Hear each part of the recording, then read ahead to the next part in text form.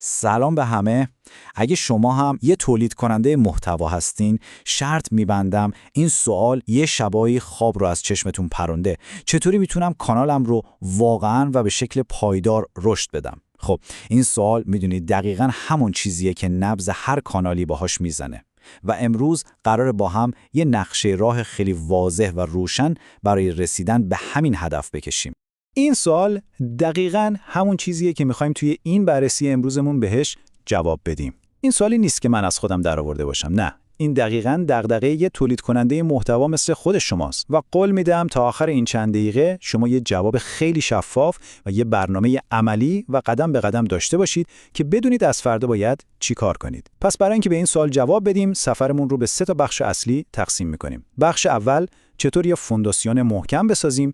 بخش دوم، چطور بیننده‌های گذری رو به یک کامیونیتی یا جامعه وفادار تبدیل کنیم و بالاخره بخش سوم، چطور به اون هدف نهایی یعنی درآمد پایدار برسیم. آماده اید؟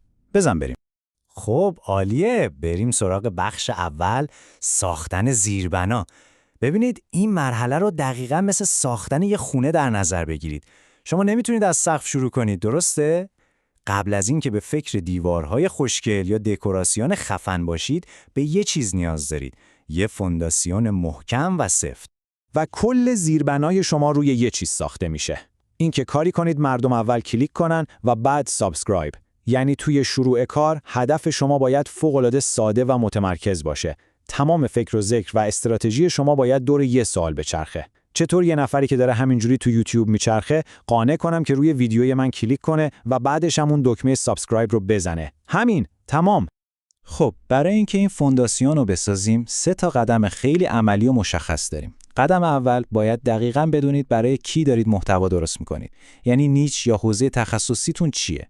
قدم دوم، محتوایی بسازید که واقعاً ارزشمند باشه، یعنی یه مشکلی رو حل کنه یا یه نیازی رو جواب بده.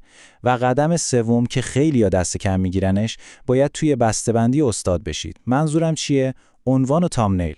این 2 ویترین مغازه شما هستن و باید جوری باشن که نشه ازشون گذشت. این جمله رو ببینید، فوق‌العاده است. میگه اولین قدم برای جذب هر کسی اینه که بدونی کی رو میخوای جذب کنی. این دقیقاً یعنی چی؟ یعنی اهمیت نیچ. ببینید یه کانالی که روی یه موضوع خیلی خاص، مثلا فقط تعمیرات آیفون تمرکز میکنه، 100 برابر سریعتر از کانالی رشد میکنه که امروز از آشپزی میگه، فردا از گیمینگ.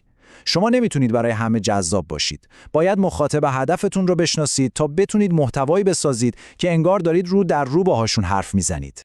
خب فرض کنیم فونداسیون رو محکم ساختید. حالا چی؟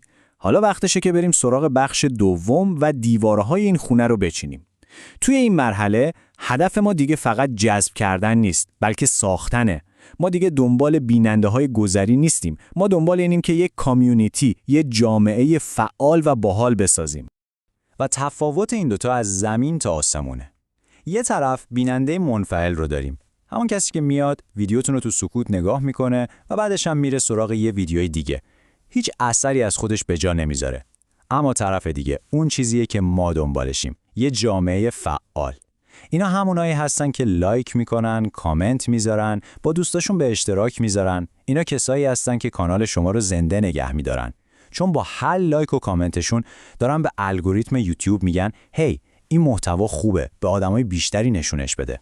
خب حالا سوال اینه چطوری این جامعه رو بسازیم؟ خیلی هم سخت نیستا، چند تا راهکار عملی و ساده هست. مثلا آخر ویدیوهاتون یه سوال مستقیم بپرسید یا یه کامنت جالب رو پین کنید تا بقیه هم تشویق بشن بحث کنن. سعی کنید تا جایی که میتونید به کامنت ها جواب بدید، حتی با یه قلب ساده. از بخش کامیونیتی برای نظرسنجی استفاده کنید. این کارهای کوچیک یه حس فوق‌العاده به بیننده میده. حس میکنه جزئی از یه گفتگوی 2 طرفه است، نه اینکه فقط داره به یه سخنرانی گوش میده. و اگه هنوز شک دارید که این کار چقدر مهمه، به این عدد نگاه کنید. 10 برابر.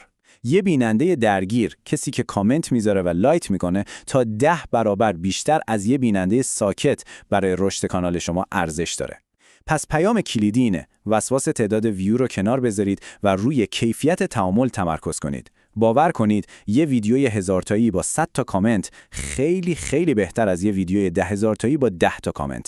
و اینجاست که میرسیم به بخش سوم و نهایی سفرمون، هدف اصلی، یعنی کسب درآمد. ببینید، وقتی شما یه فونداسیون محکم دارید و روش یه کامیونیتی فعال ساختید، کسب درآمد دیگه یه رویای دور و دراز نیست، بلکه میشه نتیجه کاملا طبیعی و منطقی تمام زحماتتون. ولی وقتی میگیم درآمد پایدار، منظورمون دقیقاً چیه؟ منظورمون این نیست که یه ویدیوتون وایرال بشه و یه پول خوبی یهو بیاد تو حسابتون. نه، منظور ساختن یه سیستمه، یه جریان درآمدی قابل اتکا که بهتون اجازه بده با خیال راحت به کاری که عاشقش هستید، یعنی تولید محتوا، به چشم یه شغل واقعی نگاه کنید و ادامه بدید.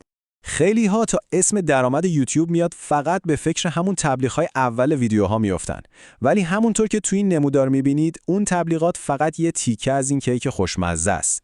شما میتونید از طریق اسپانسرشیپ، بازاریابی وابسته یا همون افیلییت، فروش محصولات خودتون یا حتی عضویت‌های ویژه درآمدزایی کنید. همه اینها راههایی هستن که از اون اعتماد و جامعه‌ای که ساختید پول در بیارید. این جدول کل مسیری که گفتیم رو خیلی قشنگ خلاصه میکنه. ببینید، تو مرحله اول، یعنی ساختن زیربنا که تمرکزمون فقط روی جذب سابسکرایبره، خبری از درآمد نیست و نباید هم باشه. تو مرحله دوم، وقتی جامعه‌مون فعال شد، کم کم درآمد از تبلیغات خود یوتیوب و لینک‌های افیلیت شروع میشه. و در نهایت تو مرحله سوم، وقتی به پایداری رسیدیم، درهای بزرگتری مثل اسپانسرشیپ‌های درست و حسابی و عضویت‌های ویژه باز میشن.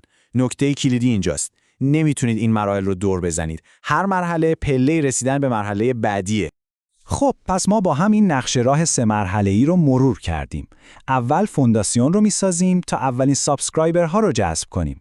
بعد با تمرکز روی تعامل یه جامعه فعال میسازیم و در نهایت از دل اون جامعه به درآمد پایدار میرسیم. و حالا میرسیم به مهمترین بخش. تمام این حرفا با یه سوال کلیدی تموم میشه که مستقیما از خود شما پرسیده میشه. از خودتون بپرسید: با توجه به جایی که الان هستم، یک کار، فقط یک کار کوچیک و مشخص که همین امروز میتونم انجام بدم تا یه قدم به مرحله بعدی نزدیکتر بشم چیه؟ میدونید، دونستن این چیزا خوبه، ولی تا وقتی بهش عمل نکنید هیچ ارزشی نداره. اون یک کار رو پیدا کنید و همین امروز، همین الان انجامش بدید.